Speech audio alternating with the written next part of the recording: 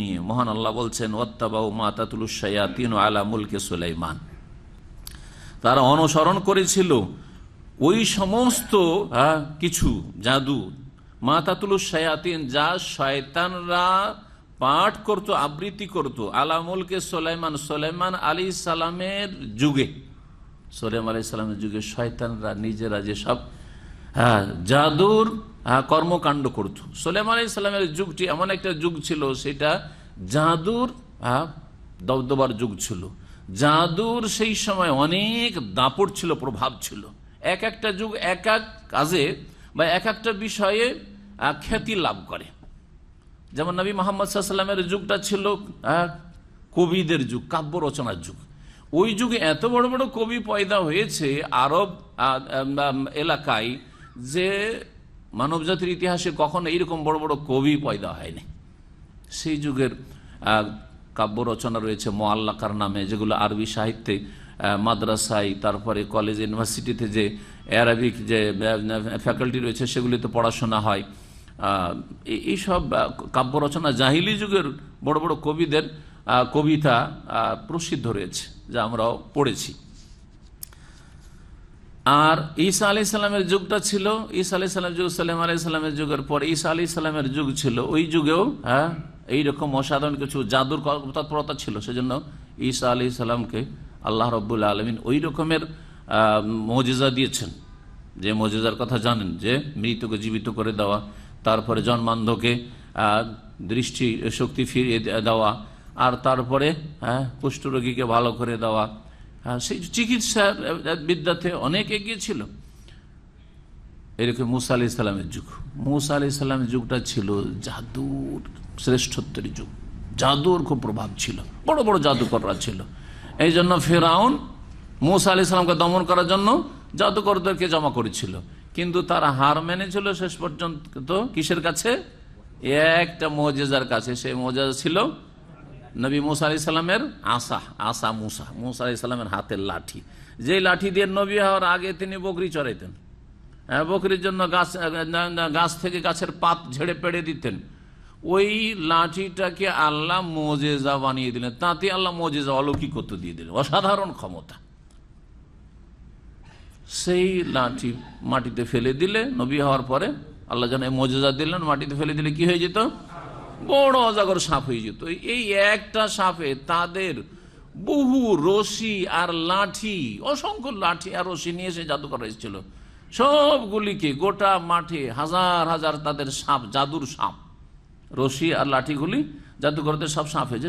সবগুলিকে ফাইজাহা তালকাফু মা ইয়াফিকুন, যে মিথ্যা রচনা করেছিল, অর্থাৎ যে জাদু দেখিয়েছিল, সবগুলিকে গিলে ফেলে দিল এই একটা মুজিজাতে। মুজিজার সামনে জাদু টিকতে পারে না। তো সুলাইমান আলাইহিস সালামের যুগে জাদুর খুব চর্চা ছিল, কিন্তু সুলাইমান আলাইহিস সালামের জাদুর সাথে কোনো সম্পর্ক ছিল না। বরং জাদু প্রত্যেক নবী রসুলদের দিনে কুফরি কাজ, আর কুফরি শিরকি মন্ত্রতন্ত্র ছাড়া হয় না। সুতরাং আম্বিয়া রসুলগণ সকলে সতর্ক করেছে। নবী রসুলগণ কখনো জাদুর কাজে লিপ্ত হননি। তাদের কাছে ছিল মুজিজা, সৎ লোকদের অলৌকিকত্ব, আল্লাহ প্রদত্ত। কিন্তু ইহুদিরা সুলাইমান আলাইহিস সালামের ওপর মিথ্যা অপবাদ দিত, তহমত দিত। আর নবী সাল্লাল্লাহু আলাইহি ওয়াসাল্লামের জামানাতেও ইহুদিরা এই দাবি করত যে সুলাইমান আলাইহিস সালামের যে হুকুমত চলতো, রাজত্ব চলতো, সেটা জাদুর বলে। কিসের বলে? জাদুর বলে। সুলাইমান আলাইহিস সালাম যে পাখি জগতে রাজত্ব করে, আর পশুর ভাষা বুঝে, আর তারপরে সকালবেলা 6 মাসের রাস্তা ভ্রমণ করে, এক মাসের রাস্তা, গদুওয়া শাহরুন ও রাওয়াহা শাহরুন, সকালবেলা 1 মাসের রাস্তা, 1 মাসের রাস্তা সফর, বাইতুল মুকাদ্দাস থেকে একবার ইয়ামান পর্যন্ত 1 মাস ভ্রমণ করতে চলে এসে, আর সন্ধ্যাবেলা আর 1 মাসের রাস্তা। বাতাস তাকে নিয়ে উঠত। এইরকম আল্লাহ রাব্বুল আলামিন সবকিছুর উপর যে তাকে রাজত্ব দিয়েছিলেন, সেটা ছিল আল্লাহ নবী সুলাইমান আলাইহিস সালামের দোয়া, রব্বিগফিরলি ওয়াহাবলি মুলকান লা ইয়ামবাগি লিআহাদিন মিন বাদিহি, আল্লাহ আমাকে ক্ষমা করে দাও এবং আমাকে এমন রাজত্ব দান করো, লা ইয়ামবাগি লিআহাদিন মিন বাদি, আমার পরে কেউ যেন ওই রকম রাজত্ব না পায়। এমন রাজত্ব আমাকে দান করো, অসাধারণ রাজত্ব। তো আল্লাহ প্রদত্ত ছিল এই রাজত্ব। কিন্তু ইহুদিরা কি অপবাদ দিল যে সুলাইমান আলাইহিস সালামের রাজত্বের উৎস কি ছিল? জাদু। এই রাজত্ব চলেছে জাদুর ভিত্তিতে, জাদুর বলে। কেন? কারণ যদি এই রঙে রঙাইতে পারি এই জাদুকে, যে এটা হচ্ছে সুলাইমান আলাইহিস সালামের কাজ, তাহলে কাজটা খারাপ নয়। কারণ সুলাইমান আলাইহিস সালামের দেশ চলতো, রাজত্ব চলতো কিসের বলে? জাদুর বলে। সুলাইমান আলাইহিস সালাম নবী যদি জাদু করেন তো আমরা করলাম তো কি হলো? ঠিক কিনা? বুঝতে পারছেন অসৎ লোকদের অবস্থাটা? জি হ্যাঁ। আর সেটা শুধু ইহুদিদের মধ্যে সীমিত থাকেনি। বর্তমান যুগে ভারত, বাংলাদেশ, পাকিস্তানে যতগুলি দোয়া তাবিজের কিতাব আছে, ইল্লা মাশাআল্লাহ সহিহ আকীদার কিতাব ছাড়া, তাবিজ তো ইসলামে নেই, আর দোয়ার কিতাব আছে, কিন্তু তাবিজের যতগুলি কিতাব আছে সবগুলি হচ্ছে জাদু টোনাতে ভরা, মন্ত্রতন্ত্রতে ভরা। আর নাম কত সুন্দর। একটি কিতাব আছে, 2-3 খণ্ডে আছে, উর্দুতে আছে। প্রথম ফার্সিতে ছিল, ফার্সি থেকে উর্দুতে এসছে, আমি উর্দুতে পড়েছি, আর তারপরে বাংলাতে হয়েছে। উর্দুতে কিতাবের নাম হচ্ছে নকশে সুলাইমানি, নকশে সুলাইমানি। বাংলাতে ওর নাম করেছে, তর্জমা করে সুলাইমানি নকশা। কি? সুলাইমানি নকশা। সুতরাং যতগুলি নকশা ফকশা দেখছেন না, এই নকশার তাবিজ সবগুলি হচ্ছে সুলাইমানের দোহাই দিয়ে আজকেও ইহুদিদের অনুসারী বিদআতপন্থীরা, শিরকি কুফরি আকীদা বিশ্বাসী, তাবিজ তোমার এই বিশ্বাসীরা এই চালাচ্ছে, এই ব্যবসা চালাচ্ছে। সুলাইমানি নকশা। বয়স তখন আমার 14-15, বেশি না, বেশি বুঝি না। হ্যাঁ, 2য়-3য় ক্লাসে পড়ি। আর একটা লাইব্রেরিতে গিয়েছি, হাটে একটা ইসলামিক লাইব্রেরি, ইসলামিক বই পুঁথি পাওয়া যায়। গিয়ে দেখি যে সুলাইমানি নকশা, তখন 2-3 খণ্ড ছিল, তার দাম প্রায় 25-30। আমার জন্য অনেক বেশি। 25-30 টাকা পাবো কোথায়? 2-5-7 টাকা, 10 টাকা, এটা অনেক আমাদের জন্য তখন। আজকে থেকে 40 বছর আগে ধরেন, তারও বেশি, 40-45 হয়ে যাচ্ছে হয়তো। তো সেই সময় মনটা চাইলো, বুঝি না তো যে সুলাইমানি নকশা মানে এখানে জাদু আর মন্ত্রতন্ত্র ভরা আছে। আমি যে দোয়া তাবিজের কিতাব, কেনার পয়সা নেই, তখন লাগলাম পড়তে, বসে বসে লাইব্রেরির এক কোনাতে বসে লাগলাম পড়তে। জি হ্যাঁ। আর পড়তে পড়তে 1-2 ঘন্টা বসে পড়লাম, খুব মজা লাগলো। আমার নিজের জিন্দগির কথা বলছি, খুব ভালো লাগলো। তাতে দেখলাম যে একটা মেয়ে যদি পছন্দ হয়ে যায়, আর যদি তা মেয়ের বাবা রাজি না হয় বা মেয়েটা রাজি না হয়, তো কি করে মেয়েটাকে বিয়ে করতে হবে, মেয়েটার সাথে কি করে প্রেম করতে হবে, উঠিয়ে নিয়ে আসতে হবে। আউযুবিল্লাহ। আজকে আউযুবিল্লাহ পড়ছি, কিন্তু তখন তো ভালোই লাগলো, যে কথা তো ভালো। হ্যাঁ, আস্তাগফিরুল্লাহ। তো এইসব দেখে মন্ত্রতন্ত্র, এই যদি রোগ হয় তো এই রোগের এই চিকিৎসা, এই চিকিৎসা চিকিৎসা, এইসব দেখে ভালোই মনে হলো, যেটা তো ভালোই কিতাব মনে হচ্ছে। হ্যাঁ, আর উর্দুতে লেখা আছে, আবার কিছু কোরআনের আয়াত লেখা আছে। দেখেন ধোকাবাজি, কিছু কোরআন আয়াত লেখা আছে, হ্যাঁ, সূরা ফালাক, নাস লেখা আছে, ইত্যাদি লেখা আছে। আর তার সাথে সাথে মন্ত্রতন্ত্র লেখা আছে, আরবিতে কিছু মন্ত্র আছে, আরবিতে মন্ত্রতন্ত্র লেখা আছে, এসব লেখা আছে, উর্দুতে লেখা আছে। যাই হোক, কিনতে তো পারলাম না, পড়লাম, মনটা চাইছিল পয়সা থাকলে কিনেই ফেলতাম। এই হচ্ছে সুলাইমানি নকশার আমার জীবনে, আমার লাইফে ইতিহাস। এই সুলাইমানি নকশা থেকে সাবধান। আমলে কোরআনের নামে, আমালে কোরআনের নামে এক হাকিমুল উম্মাতের কিতাব আছে, তাতেও এইরকম নকশা আর এই তাবিজ আর আপনার ওই জাদু টোনা ভরা আছে। বুঝতে পেরেছেন? ওতেও প্রেমের শিক্ষা দেওয়া আছে। এর বিপরীতেও শেখানো আছে। এই আয়াতে ওইটা আসবে। যেমন স্বামী স্ত্রীতে বিয়ে করে নিয়ে এসছে, মিল মোহাব্বত হয় না, প্রেম কেমন করে সৃষ্টি করতে হবে বলছে, এইটা তো আর খারাপ না, কারণ বিয়ে করেছে, ওকে ভালোবাসে না, স্বামী স্ত্রীকে ভালোবাসে, স্ত্রী স্বামীকে ভালোবাসে না, প্রেম কেমন করে পয়দা করতে হবে, এই তদবির শেখানো হয়েছে এই জাদুতে।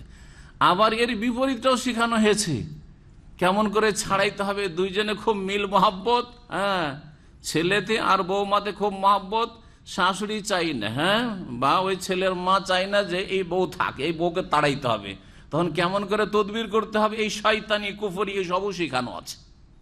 কথা বুঝতে পেরেছেন? জি। এগুলোর নাম হচ্ছে কি? আমালে কোরআনি। এগুলোর নাম হচ্ছে কোরআনি দোয়া তাবিজ। এগুলোর নাম হচ্ছে সুলাইমানি নকশা। আর এই সব তালিম শিক্ষা কোত্থেকে এসছে? মা তাতলু শায়াতিন আলা মুলকি সুলাইমান ওয়া মা কাফারা সুলাইমান ওয়ালাকিন্না শায়াতিনা কাফারু ইউআল্লিমুনা আন-নাসা সিহর। এই ছিল সেহের জাদু। এগুলি সুলাইমান আলাইহিস সালামের শিক্ষা ছিল না, কিন্তু সুলাইমানের দোহাই দিয়ে, সুলাইমানের মিথ্যা অপবাদ দিয়ে ইহুদিরা এই জাদুর কর্মকাণ্ড চালাতো, কুফরি চালাতো, সেটাকে ধর্মীয় রং দিয়েছিল। আজকেও মুসলিম সমাজের বেদাতপন্থীরা ধর্মের রং দিয়েছে এই জাদুকে, যেগুলো হচ্ছে অমুক দুয়া তাবিজ করেছে। কত চমৎকার ভাষা! দুয়া, দুয়া ছাড়া তো আমরা বাঁচতেই পারবো না, কারণ আল্লাহ তো বলছেন উদুয়ানি আস্তাজিব লাকুম, তোমরা অসহায় তুমুল ফুকারা ইলাল্লাহ, তাই না? দুয়া চমৎকার নাম। আর তাবিজ, দুয়ার সাথে যখন তাবিজ লাগানো হয়েছে তো খুব খারাপ না, কারণ আমাদের দেশের আকীদা শিক্ষা নেই।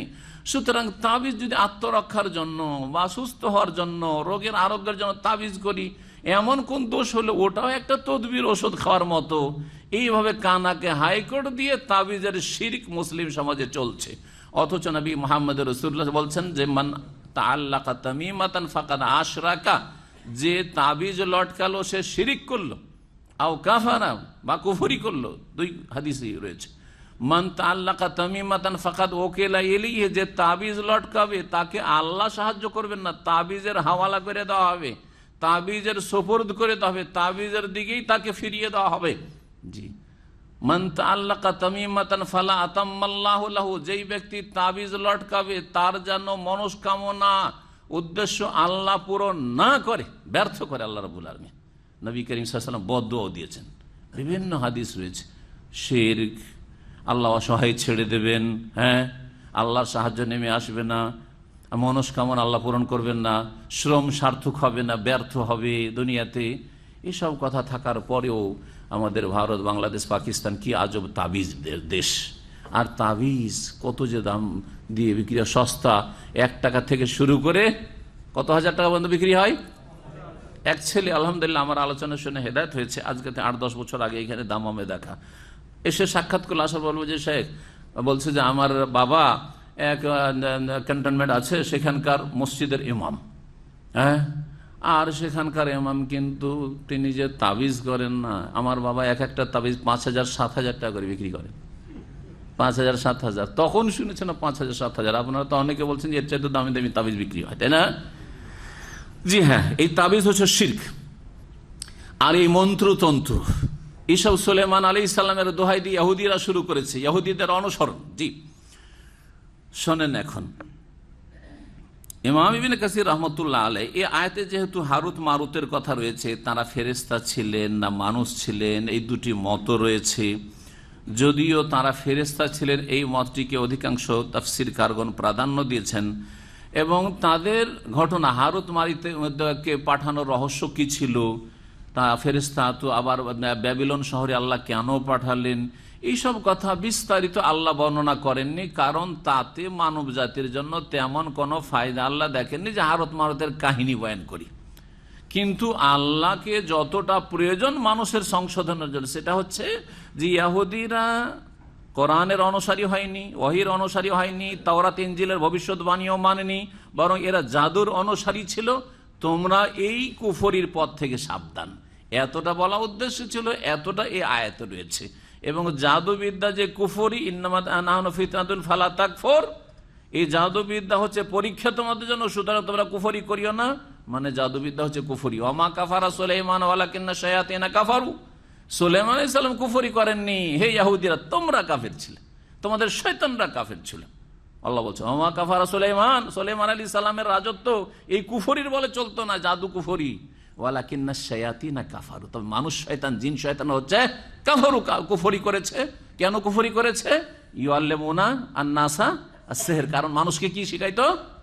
জাদু শিখাতো। জিন শয়তান জাদু শিখাতো, মানুষ শয়তানরা জিন শয়তান থেকে জাদু শিখে মানুষকে জাদু শিখাতো। সুতরাং মানুষ শয়তান হোক আর জিন শয়তান হোক, বদ প্রকৃতির মানুষ হোক আর বদ প্রকৃতির জিন হোক, তারা কুফরি করেছে। ওয়ালাকিন্না শায়াতিনা কাফারু, এর দ্বারা এই দুটি অংশ এই আয়াতে রয়েছে, লম্বা আয়াতে দুটি অংশ প্রমাণ করে যে জাদু হচ্ছে কুফরি বিদ্যা। ইন্নামা নাহনু ফিতনাতুন ফালা তাকফুর একটা অংশ, আর একটা অংশ হচ্ছে ওমা কাফারা সুলাইমান ওয়ালাকিন্না শায়াতিনা কাফারু। সুলাইমান আলাইহিস সালাম কুফরি করেনি, কারণ তার কাছে ওহীর জ্ঞান ছিল, এবং তাকে আল্লাহ তার দুয়ার বদৌলতে তাকে আল্লাহ এই বিশাল রাজত্ব দিয়েছিলেন, অসাধারণ রাজত্ব দিয়েছিলেন। আর শয়তানরা, জিন শয়তান, মানুষ শয়তান, ইহুদিরা কি করেছে? জাদুর অনুসরণ করেছে, সুতরাং তারা কুফরি করেছে। আয়াতের তরজমা করি আর তারপরে আমাদের যতটা সময় হবে আমরা কিছু তাফসির ইমাম ইবনে কাসির রাহমাতুল্লাহ আলাইহির তাফসির থেকে শোনাবো। মহান আল্লাহ বলছেন, ওয়াত্তাবাউ মা তাতলুশ শায়াতিনু আলা মুলকি সুলাইমান। এই ইহুদিরা অনুসরণ করেছিল ওই সমস্ত কিছুর, মা তাতলুশ শায়াতিন, যা শয়তানরা আবৃত্তি করত, পাঠ করত, আলা মুলকি সুলাইমান, সুলাইমান আলাইহিস সালামের আমলে। ওয়া মা কাফারা সুলাইমান, তবে সুলাইমান আলাইহিস সালাম কুফরি করেন না। সুলাইমান আলাইহিস সালামের উপর যে এরা অপবাদ দিয়েছে যে তার রাজত্ব চলতো কিসের বলে?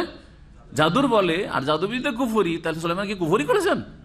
না, সুলাইমান আলাইহিস সালাম কুফরি, ওয়ালাকিন্না শায়াতিনা কাফারু, তবে শয়তানরা কুফরি করেছে। কেন? ইউআল্লিমুনা আন-নাসা সিহর, যেহেতু তারা মানুষকে জাদুবিদ্যা শেখাতো।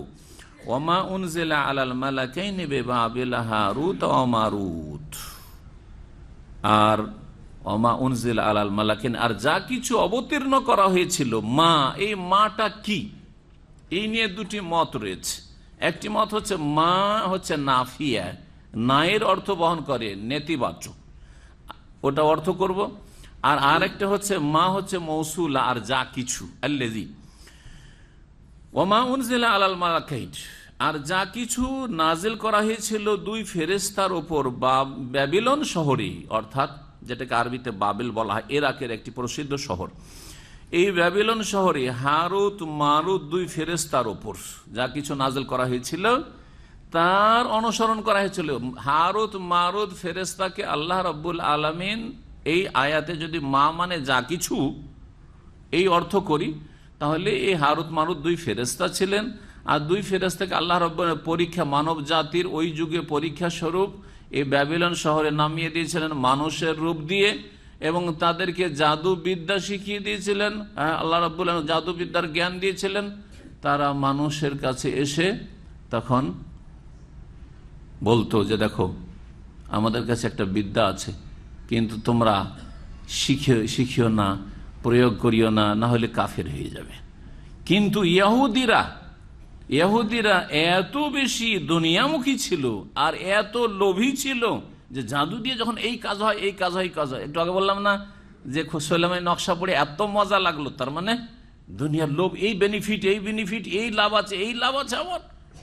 হ্যাঁ, কোরআনে নকশা, এই যে কোরআনে বেদাতীদের কোরআনের তরজমাগুলিতে নকশা আছে না?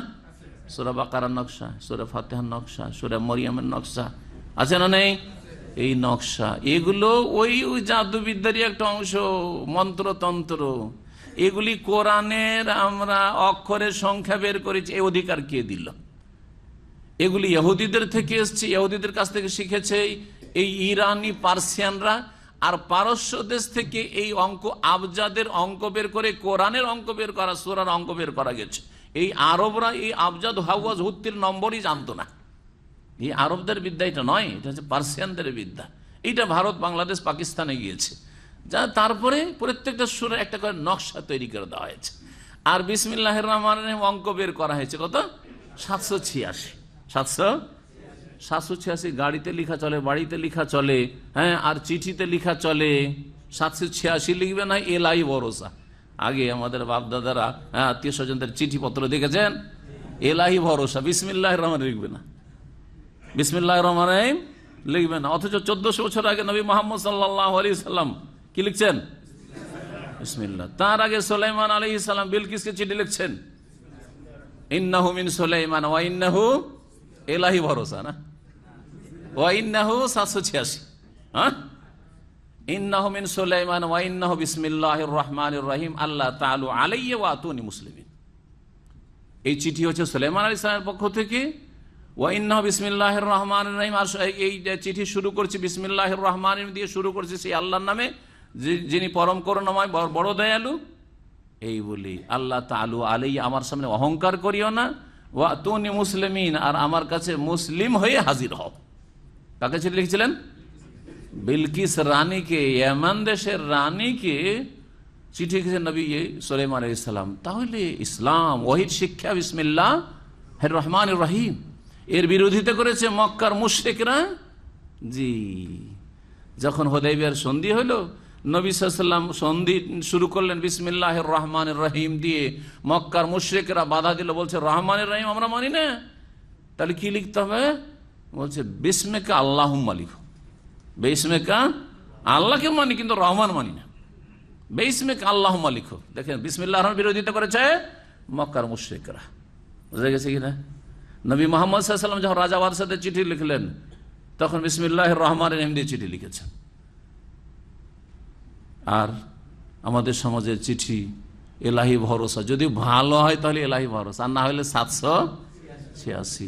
আচ্ছা 786 যদি চিঠিতে লেখা যায় আর গাড়িতে বাড়িতেও লেখা যায়, তাবারকের জন্য লেখা যায়, তো খাওয়ার শুরুখানে যদি বলি 786 চলবে না? চলবে না কেন? চলবে না? হাসছেন কেন?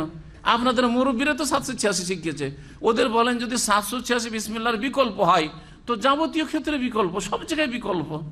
হ্যাঁ, বিবির কাছে যাবেন বিসমিল্লাহ আল্লাহ জান্নাবিনা শয়তানা করার দরকার কি? 786 ইয়া আল্লাহ, হ্যাঁ 786। এইরকম যে কোনো ক্ষেত্রে বিসমিল্লাহ বলা আছে, ওখানে কি করবেন?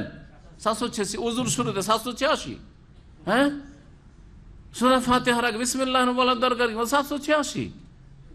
আরবিতে শিখে নেবেন, আরবিতে অঙ্ক শিখেই গেছেন, 786 তো বলতেই পারবেন। 786 টাকা বেতন হলে বলবেন না কফিলকে যে এত টাকা পাবো তোর কাছে? তো শিখেই তো গেছেন দুনিয়ার গরজে, দিনের গরজে ইসলাম আর কোরআন শিখেন আর না শিখেন, দুনিয়ার বেতনের গরজে তো কিছু সংখ্যা শিখেই গেছেন। 786। হাওলা ওয়ালা কুওয়াতা ইল্লা বিল্লাহ। ওমা উনজিলা আলাল মালাইকাইনি বিবাবিল হারুত ও মারুত, আর যা কিছু নাজিল করা হয়েছিল দুই ফেরেশতার উপর বাবেল শহরে, ব্যাবিলন শহরে, দুই ফেরেশতা হচ্ছে হারুত ও মারুত। ওমা ইউআল্লিমান মিন আহাদিন, এই দুই ফেরেশতা কাউকে কোনো কিছু শিখাতেন না, হাত্তা ইয়াকুলা, যতক্ষণ পর্যন্ত না বলে দিতেন। কারণ আল্লাহ বলেছেন ঠিক আছে তোমরা কিন্তু আগেই সাবধান করে দিবে যে দেখো আমরা কিন্তু আল্লাহর পক্ষ থেকে তোমাদের পরীক্ষার জন্য প্রেরিত, এখন তোমরা পরীক্ষায় পাশ করবে না ফেল করে তোমাদের ব্যাপার। জাদুতে ফায়দা আছে, এই আছে সেই আছে, কিন্তু কুফরি সাবধান। এখন কুফরি করে ফায়দা নিব না কুফরি থেকে বাঁচবো জান্নাত নেব, তোমাদের সামনে দুটো চয়েস অপশন রয়েছে। বলছেন যে এই উভয় ফেরেশতা কাউকে কোনো কিছু শিখাতেন না, হাত্তা ইয়াকুলা, যতক্ষণ পর্যন্ত উভয় না বলে দিতেন ইন্নামা নাহনু ফিতনা, আমরা কিন্তু পরীক্ষার উদ্দেশ্যে প্রেরিত, ফালা তাকফুর, সুতরাং এই জাদু শিখে কি করিও না? কুফরি করিও না, শিখিও না, এতেই নিরাপদ থাকবে। ফালা তাকফুর, কুফরি করিও না। কিন্তু না, ফায়াতাআল্লামুনা মিনহুমা, এই উভয় ফেরেশতা হারুত মারুত থেকে এই ইহুদিরা শিখতো মা ইউফাররিকুনা বিহি বাইনাল মারই ওয়া যাওজিহি, এমন এমন জাদু মন্ত্রতন্ত্র যা দিয়ে তার বিচ্ছিন্নতা সৃষ্টি করতে পারত একজন পুরুষ আর তার স্ত্রীর মাঝে, একজন পুরুষ এবং স্ত্রীর মাঝে বিচ্ছিন্নতা সৃষ্টি করে দিত। অত্যন্ত ভালোবাসা স্বামী স্ত্রীতে, হঠাৎ করে স্বামী স্ত্রীকে দেখতে পারে না, স্ত্রী স্বামীকে দেখতে পারে না, বাইরে থেকে স্বামী এসছে, স্ত্রী এমন একটা খারাপ কথা বলল, সাথে সাথে তালাক তালাক তালাক, যা হঠাৎ করে। অথচ এর পূর্বে কোন রকমের কোন তিক্ততা হয়নি, মনোমালিন্য হয়নি, কিচ্ছু হয়নি, হঠাৎ করে জাদু করে দেওয়া হয়েছে। এগুলি করে এক শ্রেণীর দুশ্মনরা আজও করতে থাকে। এগুলো হচ্ছে ইহুদিদের কুফরি বিদ্যা, ইহুদিদের থেকে নেওয়া। ওমা হুম বিদাররিনা বিহি মিন আহাদিন, আয়াতের তরজমা শেষ করি, তারপরে বাকি তাফসীরগুলি করব। আল্লাহ বলছেন যে জাদুর কি রয়েছে? তাসির রয়েছে, জাদুর প্রতিক্রিয়া রয়েছে, কিন্তু তারপরেও সমস্ত কিছুর মালিক একমাত্র আল্লাহ রাব্বুল আলামিন। যদি বলেন জাদুর এমন তাসির আছে যে আল্লাহর কন্ট্রোলের বাইরে, তাহলে সেখানে আল্লাহকে অক্ষম করে দেওয়া হয় কি হয় না? হ্যাঁ, আল্লাহ অপারগ হয়ে যান না। সেই জন্য আল্লাহ বলছেন না, আল্লাহ অপারগ নন। এই তাসিরটা জাদুতে যে প্রতিক্রিয়া দেওয়া আছে, এটাও কার দেওয়া? আল্লাহর দেওয়া। তো দোষ আল্লাহর উপর চেপে যাবে। সাপে যে বিষ আছে, বিষটা কার দেওয়া? আল্লাহর দেওয়া। বিচ্ছু দংশন করলে যা বিষ হবে, এটা কার দেওয়া? হিংস্র পশুকে যে ক্ষমতা দেওয়া হয়েছে, এটা কার দেওয়া? আল্লাহর দেওয়া। তাহলে ভালো মন্দ আল্লাহ সবকিছুই সৃষ্টি করেছেন, আর সবকিছুর মালিক আল্লাহ রাব্বুল আলামিন। তাই বলছেন ওমা হুম বিদাররিনা বিহি মিন আহাদিন ইল্লা বিইযনিল্লাহ, আর তারা কারো ক্ষতি সাধন করতে সক্ষম না ইল্লা বিইযনিল্লাহ, তবে আল্লাহর ইচ্ছায়। এমনকি নবী মুহাম্মদ রাসূলুল্লাহ সাল্লাল্লাহু আলাইহি ওয়াসাল্লামের উপর জাদুর প্রতিক্রিয়া হচ্ছে, জাদু লেগে যাচ্ছে, সেই ক্ষেত্রে আল্লাহ অপারগ নন। আল্লাহ ইচ্ছা করলে সেখানে থামিয়ে দিতে পারেন, কিন্তু আল্লাহ রব্বুল আলামিন কোন একটা কিছুতে যে ক্ষমতা দিয়ে রেখেছেন সেটা আপন গতিতে কাজ করতে থাকবে। যেমন ইব্রাহিম আলাইহিস সালামকে যখন আগুনে ফেলা হলো, আগুনের মধ্যে আল্লাহ কি দিয়েছে প্রতিক্রিয়া, কি ক্ষমতা দিয়েছে? জ্বালিয়ে দেওয়ার ক্ষমতা। না খাস খাস লোককে জ্বালাবে, অসৎ লোককে জ্বালাবে, অলিউল্লাহকে জ্বালাবে না নাকি, নবীউল্লাহকে জ্বালাবে না, খলিলুল্লাহকে জ্বালাবে না নাকি?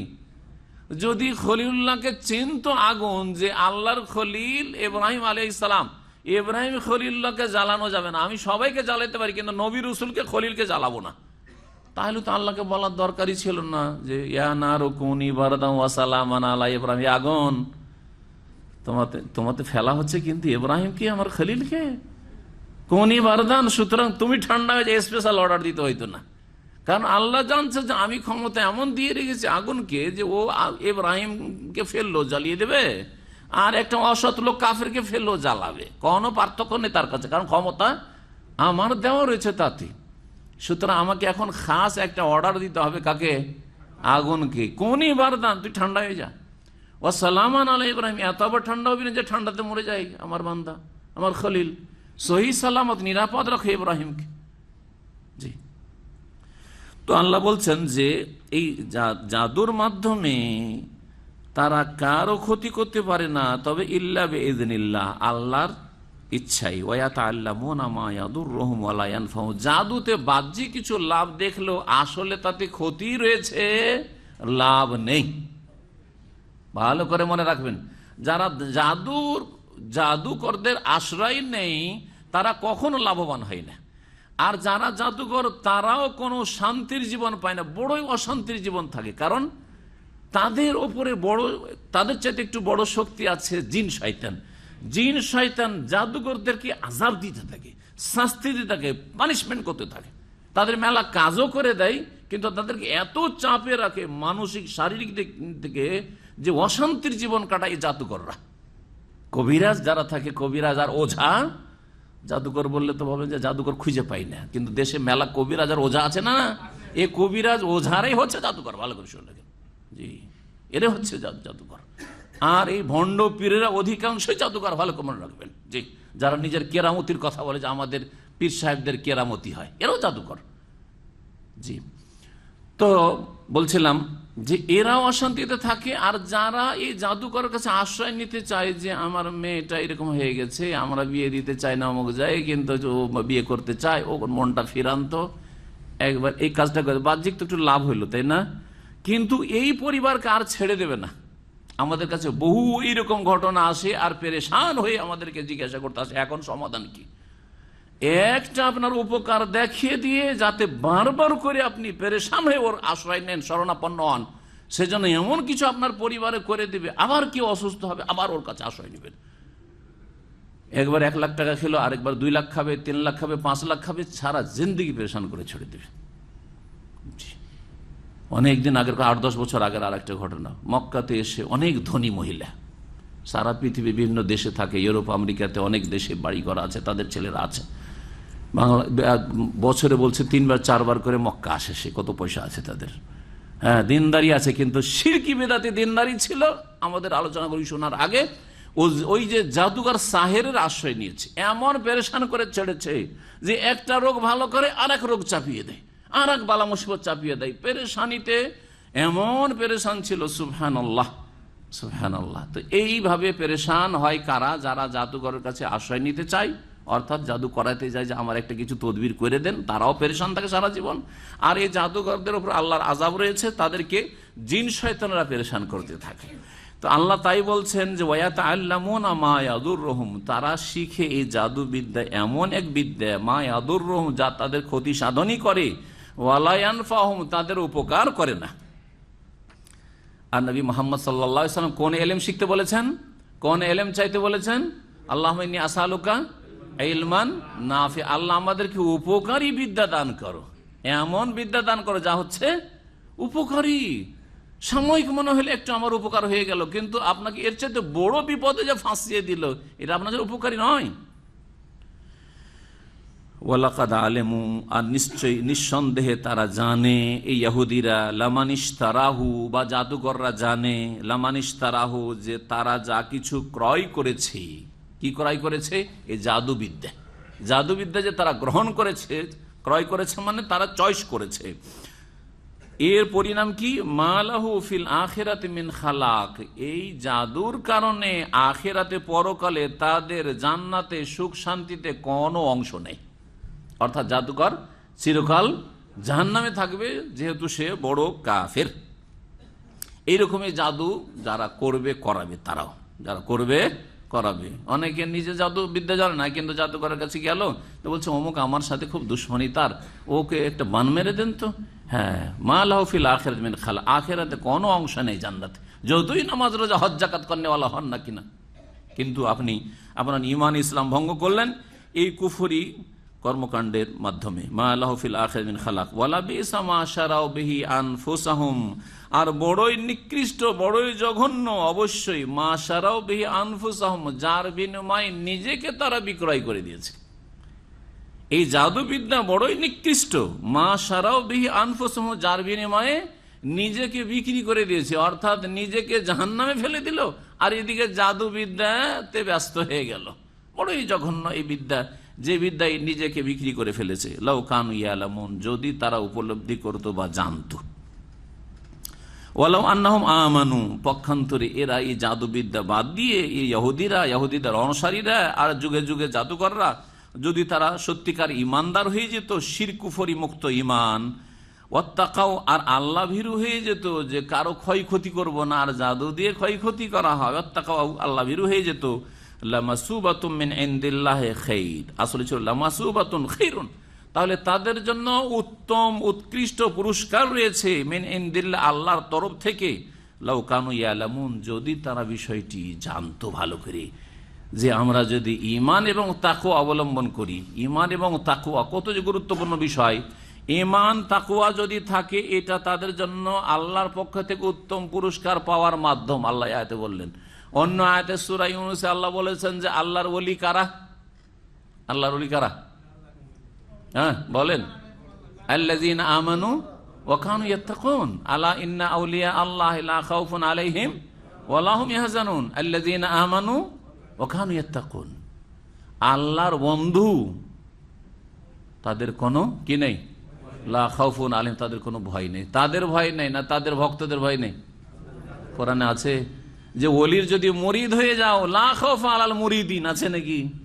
হ্যাঁ, আর তারপরে যারা মুরিদ বানায় তারা আবার আউলিয়াউল্লাহ হলো নাকি? তাদের ঈমান শিরক মুক্ত নাকি? তাদের ঈমান কি বিদাত মুক্ত নাকি? হ্যাঁ, তাদের কি তাকওয়া আছে নাকি? না দুনিয়ার মধ্যে সবচেয়ে বেশি পয়সাওয়ালা এরাই যারা মুরিদ বানায়। হ্যাঁ, তাহলে এই যে মগজে ঢুকে আছে ভারত, বাংলাদেশ, পাকিস্তানের মুসলিমদের, যে ওলিউল্লাহ মানে যারা, হ্যাঁ সুফি, ওলিউল্লাহ মানে যারা পীর সাহেব, যারা মুরিদ বানায়, যাদের অনেক মুরিদের সংখ্যা আছে, যারা বায়াত নেই, ওরাই পীর, হ্যাঁ, আর ওরাই ওলি, আর তাদের কোনো ভয় নেই, তাদের ভয় নেই, এই কথাও ভুল। কারণ তারা আল্লাহর ওলি না। আল্লাহর ওলি কারা? দুটো গুণ আল্লাহ পরের আয়াতে বলছেন। প্রথম কথা, তারা ওলি নয় যাদেরকে আজকাল আমাদের উপমহাদেশে ওলি মনে করা হচ্ছে। যদি ইসলামে গণ্ডিতে থাকে তাহলে আল্লাহর সাধারণ ওলি, কিন্তু শিরক বিদাত বড় শিরকে লিপ্ত থাকলে ওটাও না, আল্লাহর ছোট ওলিও না, হ্যাঁ সাধারণ ওলিও না। আর আল্লাহর খাস ওলি হওয়ার জন্য ঈমান এবং তাকওয়া, উচ্চ পর্যায়ের তাকওয়া, উচ্চ পর্যায়ের ঈমান লাগবে, শিরক মুক্ত, কুফরি মুক্ত, নিফাক মুক্ত ঈমান লাগবে, এবং সমস্ত পাপাচার থেকে বেঁচে থাকার নাম হচ্ছে তাকওয়া।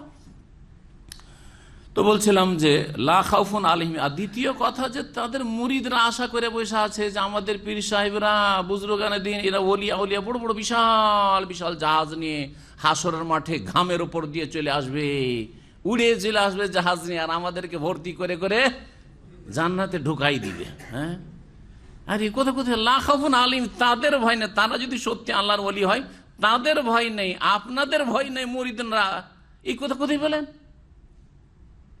ওয়ালা হুম ইয়াহজানুন, আর তারা চিন্তিত হবে না। তারপরে ওলি কারা? আল্লাযীনা আমানু, যারা ঈমানদার, শিরকি আকীদা থাকবে আর ঈমানদার, না, বলবে যে কুম্বে ইজনি, আমার হুকুমে, এই মৃত তুমি কেন মরবে, আর তোমাকে মালাকুল মত কেন নিয়ে যাবে? তুমি যদি মরে থেকে যাবে তাহলে তোমার দাদা কি করে খাবে? তুমি তো একা নাতি। কুম্বে ইজনি, আমার হুকুমে দাঁড়াও। আল্লাহর হুকুম লাগে না এদেরকে মৃত জীবিত করতে? তারা আল্লাহর ওলি? আউযুবিল্লাহ, আউযুবিল্লাহ। এরা আল্লাহর ওলি না, এরা শয়তানের ওলি। কুম্বে ইজনিল্লাহ, ঈসা আলাইহিস সালাম বলেছে, ঈসা আলাইহিস সালাম আল্লাহর ওলি, আল্লাহ রাসূল, আল্লাহ নবী। নবীরা সবচেয়ে বড় ওলি, এবং নবীরা বলেছেন কুম্বে ইজনি, আল্লাহর হুকুমে সেটা হইতে পারে।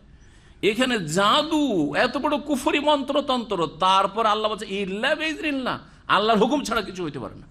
আল্লাহর হুকুম মানে আল্লাহর ইচ্ছা, এখানে আল্লাহর ইচ্ছা ছাড়া। আল্লাহর হুকুম মানে আল্লাহর পছন্দ নাই, আবার বিধানগত হুকুম নাই। আল্লাহর ওলি, আল্লাহর ওলি কারা? যারা আল্লাযিনা আমানু, ঈমানদার, আর ওয়াকানু ইয়াত্তাকুন, মুত্তাকি, এরা হচ্ছে ঈমানদার। জান্নাতি কারা? যারা ঈমানের সাথে সাথে মুত্তাকি হয়েছে। ঈমানের সাথে সাথে জান্নাত কার জন্য তৈরি করা হয়েছে?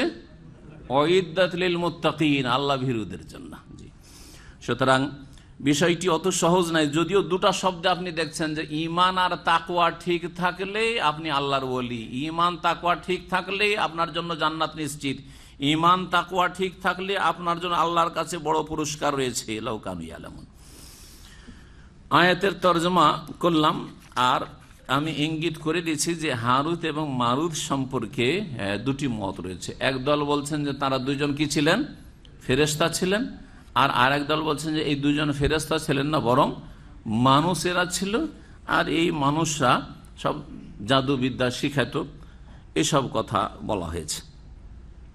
ওমা উনজিল আলাল মালাকাইন, ওই রকমই ওমা উনজিল আল মালাকাইন মানে কেউ কেউ তর্জমা করেছে যে দুই ফেরেশতার ওপর অবতীর্ণ করা হয়নি। নায়ের অর্থ রয়েছে এখানে, এইরকম অর্থ করেছে, যেমন এখানে কেউ কেউ। জি, কিন্তু অধিকাংশ তাফসীরকাররা বলছেন যে না, এইটা ঠিক না। তাই বলছেন ইমাম ইবনে কাসির রাহমাতুল্লাহ আলাইহি, ওয়া যাহাবা কাসীরুম মিনাস সালাফি ইলা আন্নাহুমা কানা মালাকাইনে মিনাস সামাই। অনেক সালাফগণ, অর্থাৎ সাহাবায়ে কেরাম, তাবেঈন, তাবা তাবেঈন, প্রথম যুগের মুফাসসিরিনগণ, তারা এই মত পোষণ করেছেন যে হারুত মারুত দুইজন ফেরেশতা ছিল, কোনো মানুষ ছিল না। ওয়া আন্নাহু উনজিলা আল আরজি, আর তাদেরকে আকাশ থেকে নামানো হয়েছিল। কেন আল্লাহ আকাশ থেকে দুই ফেরেশতাকে নামায়, এই সম্পর্কে তাফসীরকারগণ লিখেছেন যে ফেরেশতারা আল্লাহকে বলেছিল, প্রথম তো যখন মানুষকে সৃষ্টি করা হয় তখন ফেরেশতারা নিষেধ করেছিলেন, তাই না, যে আল্লাহ কেন এদেরকে সৃষ্টি, এরা কলহ বিবাদ সৃষ্টি করবে, এরা মারামারি করবে, খুন করবে, ফিতনা ফাসাদ সৃষ্টি করবে, আমরা আপনার তাসবিহ করব। তারপরে ফেরেশতারা আল্লাহকে বলেছে, হে আল্লাহ, আমরা মানুষের মতো হইতাম না, এই মানুষ এত পাপ করছে, এত শিরক করছে, কুফরি করছে, আর এত খুন করছে, আর এত ব্যভিচার করছে, গুনার কাজ করছে, আমরা ওই রকম হইতাম না, আমরা মানুষের মতো কখনো হইতাম না। তো আল্লাহ বলছে, ঠিক আছে, তোমাদের মধ্যে থেকে দুইজন ফেরেশতা চয়েস করে একটু পরীক্ষা করে নিয়ে, তোমরা মানুষের মতো হবে না, মানে সব ভালো থাকবে, তোমরা চয়েস করো। তোমাদেরকে শুধু ভালো ক্ষমতা দিয়ে রেখেছি, তোমাদেরকে ওই মানুষের মধ্যে ভালোর সাথে একটা খারাপ ক্ষমতা দেওয়া আছে, ওই ক্ষমতাটা ওই দুই ফেরেশতাকে দিয়ে দেবো, দিয়ে জমিনে নামিয়ে দিব, তারপরে দেখবো যে ওই দুই ফেরেশতা করে কি। বুঝা গেছে কিনা? আমাদের মধ্যে আল্লাহ দুটো ক্ষমতা দিয়ে রেখেছেন, জানেন না? জানেন না? আল্লামা শাহরিয়াল্লাহ মুহাদ্দিস দেহলভী রাহিমাহুল্লাহ, তার খুব প্রসিদ্ধ কিতাব রয়েছে হুজ্জাতুল্লাহ বালিগা, তাতে বলেছেন যে মানুষের মধ্যে আল্লাহ একটা কুওয়াতে মালাকিয়াত, ফেরেশতাগত শক্তি, ফেরেশতাদের শক্তি হচ্ছে ভালো কাজের শক্তি, মন্দ কাজের কোনো শক্তি নেই, পারবেই না করতে। আর একটা হচ্ছে আমাদের মধ্যে শক্তি, সেটা হচ্ছে কুওয়াতে বাহিমিয়াত, পাশবিক শক্তি, গরু ছাগলের শক্তি, হিংস্র পশুর শক্তি, সাপ বিচ্ছুর শক্তি, দংশন করা, হিংসা করা, বিদ্বেষ, খুন করা, মারামারি করা, জুলম অত্যাচার করা, এই দুটো শক্তি আমাদের মধ্যে দেওয়া আছে। আর তারপরে এই দুটো শক্তির লড়াই আমাদের ভিতরে হইতে থাকে। দেখেন না, অনেক সময় মনটা ভালো কাজের দিকে যাচ্ছে, আবার খারাপের দিকে যাচ্ছে, দুটো শক্তির ভিতর ভিতর লড়াই চলছে।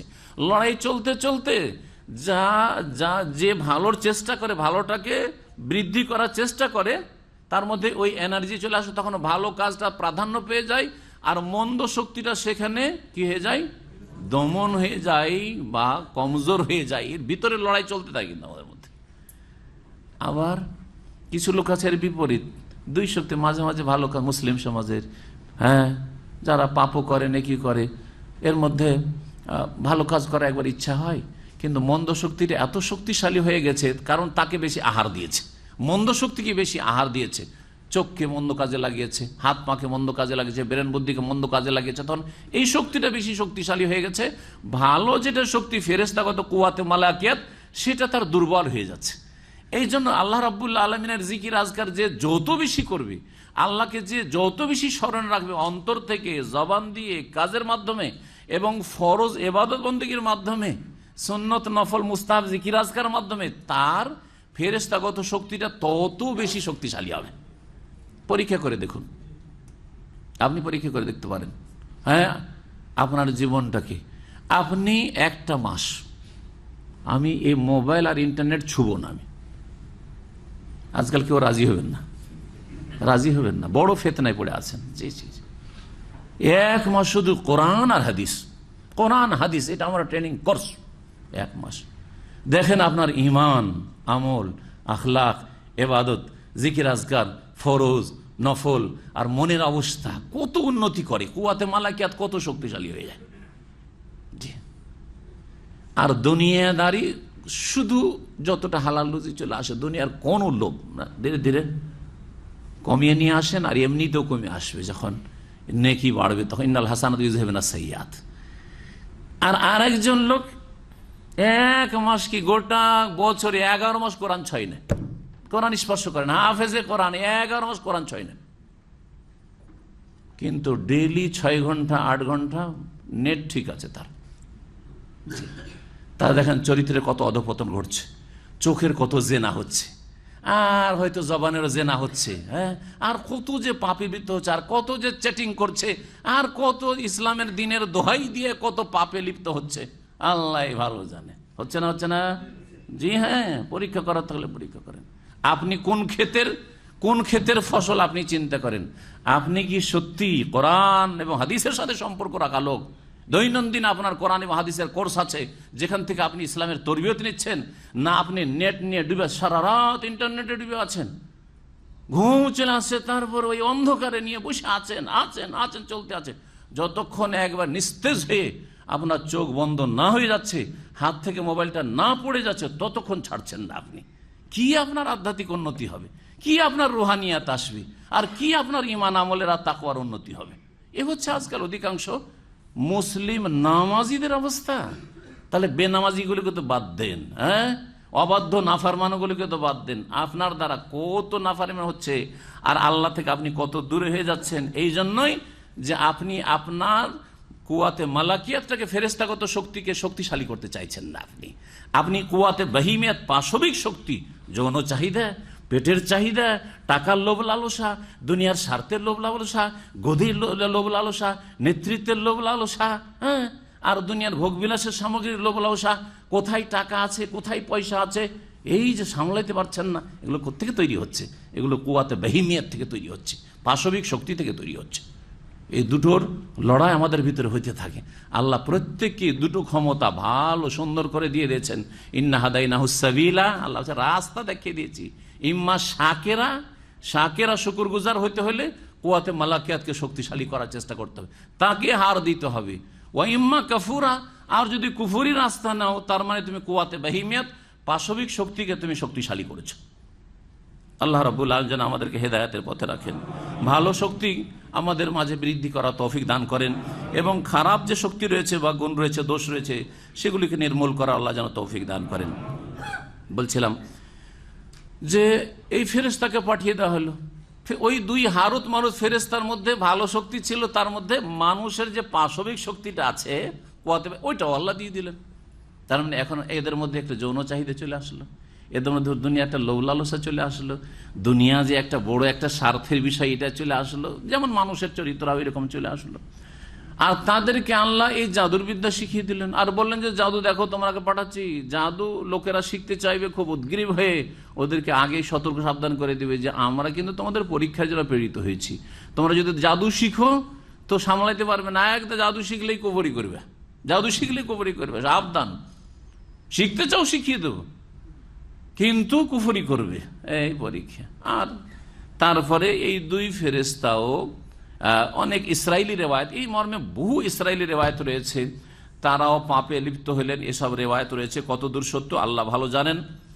এখানে এসব কিছু বলা হয়নি, শুধু এতটুকু বলা হয়েছে যে যারা কোরআন সুন্নাহর অনুসরণ করেনি, যারা কোরআন সুন্নাহর অনুসারী হয়নি, বা শেষ নবী মুহাম্মদ সাল্লাল্লাহু আলাইহি ওয়াসাল্লাম অনুসারী হয়নি, ইহুদিরা, এবং তাওরাতের ভবিষ্যৎবাণীর অনুসারী হয়নি, তারা জাদুর অনুসরণ করেছিল।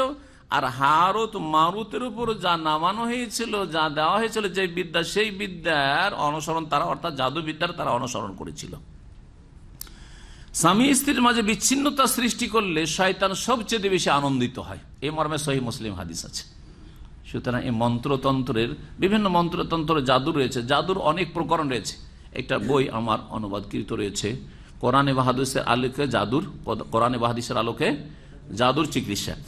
এই বইটি অত্যন্ত ভালো, খুব ভালো বই।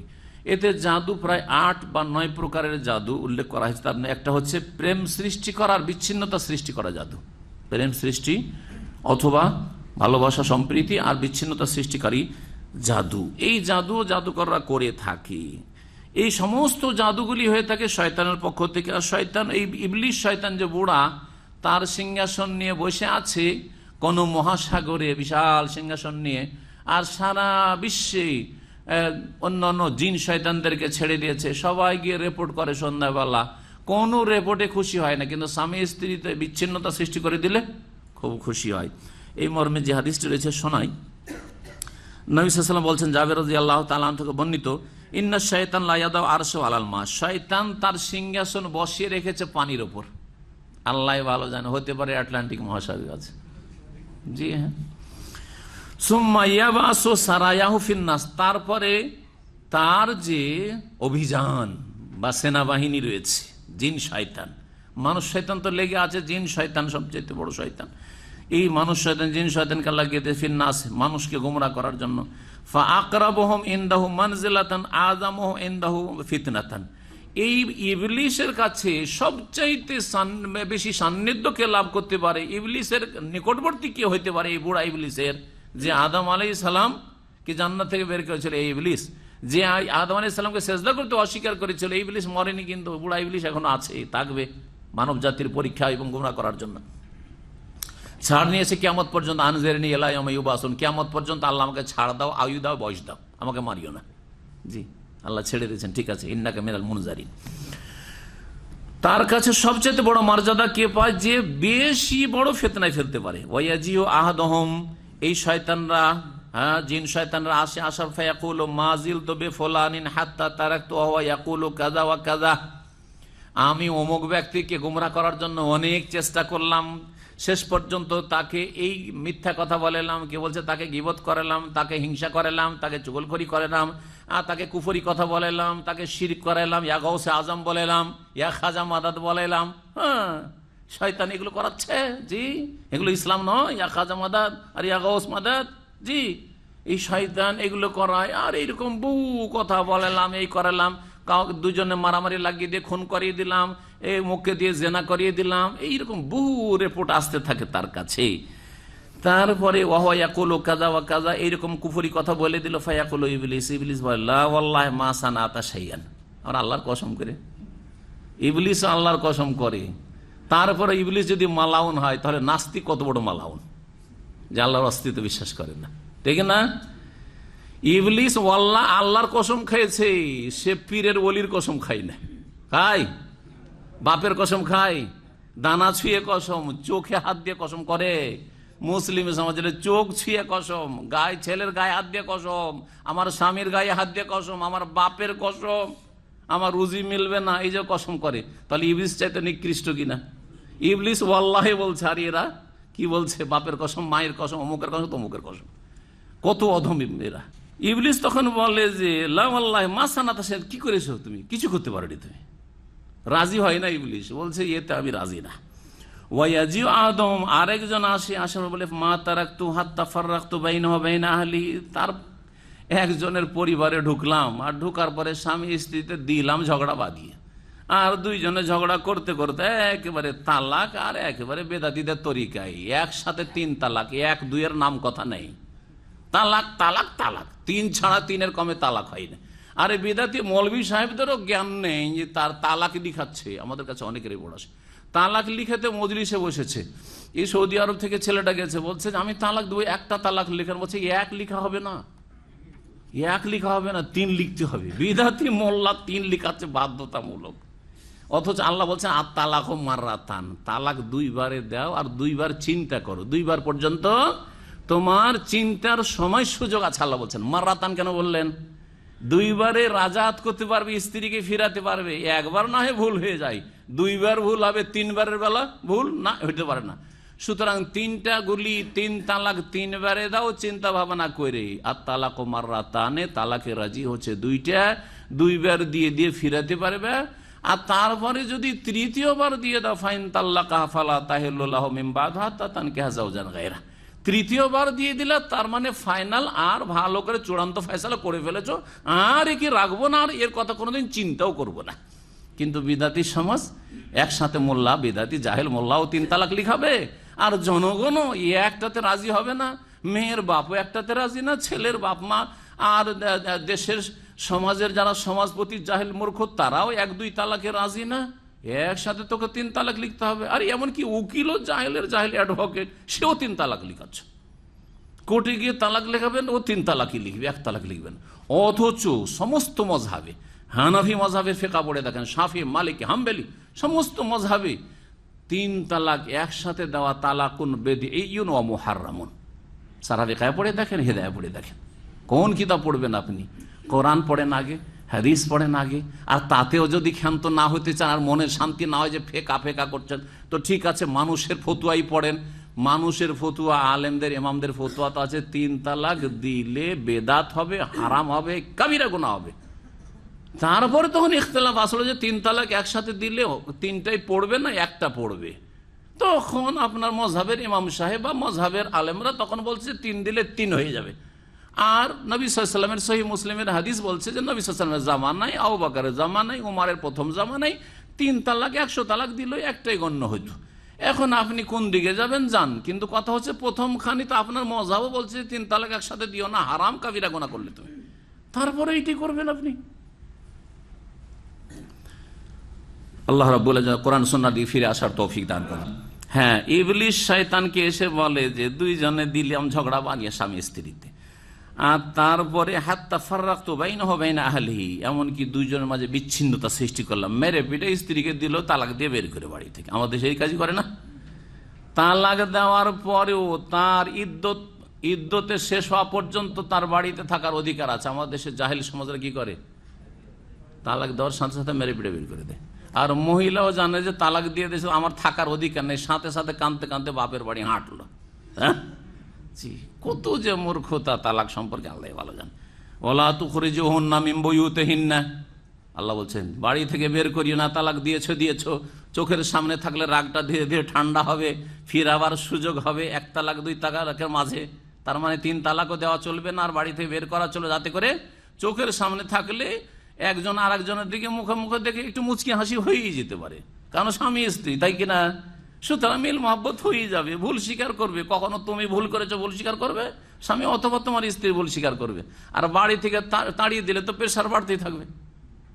বাড়ি থেকে তাড়িয়ে দিল, অত বাড়ি থেকে স্ত্রী বেরিয়ে চলে গেল, তা আর স্বামীরও প্রেশার বাড়ছে, আর ওইদিকে ওকেও ওই মহিলাকেও ফুলাচ্ছে কম বুদ্ধি, যে তোকে যখন এইরকম করে মারধর করে তালাকই দিয়েছে, তো ওর ভাত খেতে হবে না, যাবি না, জীবনে যাবি না, ছাড় ওকে, ভালো পাবি, ঠিক কিনা? ওদিকে ওকে কেউ ফুলাচ্ছে আর একে কেউ ফুলাচ্ছে। মানুষ শয়তান, জিন শয়তান, এই হচ্ছে আমাদের দেশের তালাকের অবস্থা, আর তালাক যারা দিয়ে থাকে তাদের অবস্থা। শয়তান সেই সময় যখন বলবে যে আমি বিচ্ছিন্নতা সৃষ্টি করে, তালাক হয়ে গেল, এক বাড়িতে গেলাম দিলাম ফিতনা সৃষ্টি করে, আর তালাক হয়ে গেল, কালা বলছেন বর্ণনাকারী ফায়ুকাররিবুহু ওয়া ইউদনিয়াহু, তখন এই বুড়া ইবলিশ তাকে একবারে কাছে করে নিবে, পাশে বসিয়ে নেবে একবারে সিংহাসনে, ওয়ায়ালতাজিমুহু, আর তাকে জড়িয়ে ধরবে, আদর করে জড়িয়ে ধরবে, ওয়ায়াকুলু, আর বলবে নেমা আনতা, তুমি খুব ভালো কাজ করেছো তুমি, নেমা আনতা। সুতরাং এই স্বামী স্ত্রী তালাক থেকে যথাসাধ্য বেঁচে থাকার চেষ্টা করে। তালাক হচ্ছে অগতির গতি, যখন কোনো গতি নেই তখন হচ্ছে গতি। এমার্জেন্সি গেট বুঝেন, এমার্জেন্সি গেট, এমার্জেন্সি গেট দিয়ে কে বের হয়? যখন দেখছে উপায় নেই, এখান থেকে না বের হলে শেষ হয়ে যাবো, মরে যাব, এই জন্য তালাক রাখা হয়েছে।